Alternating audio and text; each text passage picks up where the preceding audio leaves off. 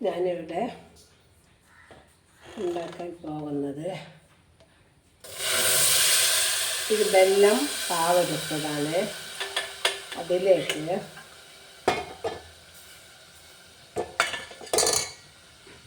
അതിലേക്ക് കുറച്ച് തേങ്ങ ഇടുക. തേങ്ങ ഇട്ട് അരി വറുത്ത് പൊടിച്ച് ഉണ്ടയാക്കാനാണ് ഇത് ചെയ്യുന്നത്.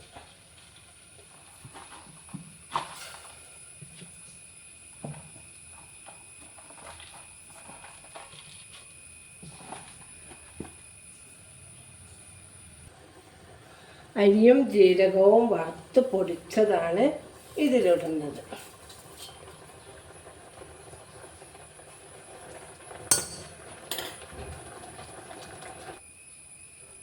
ജീരകം പൊടിച്ചതും ഇതിലേക്ക് ഇടാം. എന്നിട്ട് എല്ലാം കൂടി ഇളക്കി എടുക്കുക.